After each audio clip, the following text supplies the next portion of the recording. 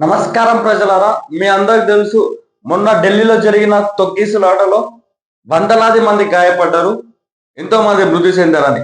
దానికి కారణం చేతగాని ప్రభుత్వం నిర్లక్ష్యం, చేతగాని రైల్వే శాఖ నిర్లక్ష్యం.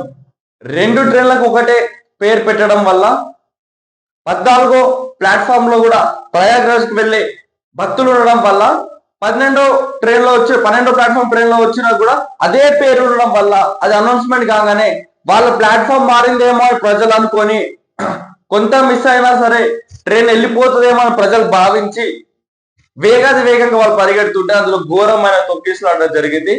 వందల మంది గాయపడ్డారు, 18 మంది మృతి చెందారు. ఇప్పటి వరకు వచ్చిన లెక్కల ప్రకారం 18 మంది మృతి చెందారు. అందులో కూడా అధిక మొత్తంలో పిల్లలు మహిళలే ఉన్నారు. 14 మంది ఏమో మహిళలు పిల్లలు చనిపోయినట్టు మనకు వార్తలు వచ్చినాయి. అంటే దీనికి కారణం ఎవరు? దేశంలో ఈ రోజు భారతదేశంలో రైలు ఎక్కాలంటే ప్రజలు భయపడుతుర్రు. అంటే వారానికి ఒక ట్రైన్ యాక్సిడెంట్ భారతదేశంలో జరుగుతుందంటే దీనికి కారణం ఎవరు? చేతగాని రైల్వే మినిస్టర్ అశ్విని వైష్ణవ్. లాల్ బహదూర్ శాస్త్రి గారు రైల్వే మినిస్టర్లకు ఉన్నప్పుడు ఒక ట్రైన్ యాక్సిడెంట్ జరిగితే దానికి బాధ్యత వహిస్తూ ఆయన ఆన్ స్పాట్ లో రాజీనామా చేసేసి ఆ శాఖ నుంచి వెళ్ళిపోయి ఆయన మంత్రి పదవికి రాజీనామా చేసేసారు. కానీ ఈ రోజు ఈ దేశంలో వారానికి ఒక ట్రైన్ యాక్సిడెంట్ జరుగుతుంది. అదేదో టెక్నికల్ ఇష్యూస్ వల్ల దేని ఇష్యూస్ వల్లనో కాదు, రైల్వే శాఖ చేతగంతనం వల్ల, రైల్వే మినిస్టర్ చేతగంతనం వల్ల. వాళ్ళ ఎంత నిర్లక్ష్యంగా ఉన్నారో దీన్ని బట్టి మనకు తెలుస్తుంది.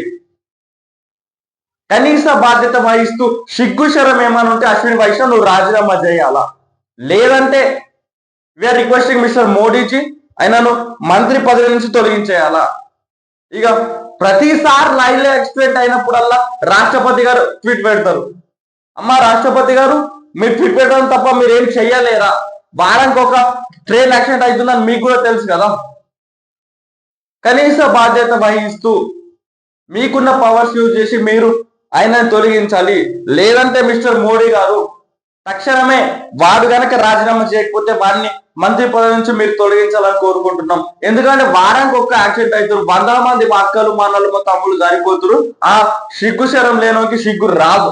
ప్రతిసారి మేము చెప్తున్నాం మాకు రాజీనామా చేయని. ఈ కుంభమేళ ద్వారా మీకు చాలా క్రెడిట్ వస్తుంది మోడీ గారు.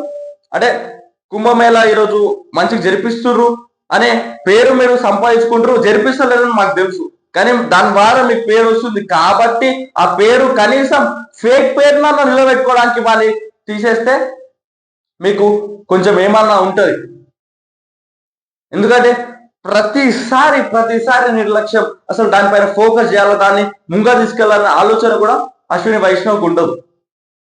సో మోడీజీ మీరు దానిపైన ఆయనను రాజీనామా చేయిస్తారో లేదంటే మీరు ఆయన తొలగిస్తారో అది మీకు తెలుసు. కానీ ఇన్ని వందల ప్రాణాలు బలి తీసుకుని అశ్విని వైష్ణవ్ ని తీసేయాల్సిన బాధ్యత, కనీస బాధ్యత మీ పైన ఉంది.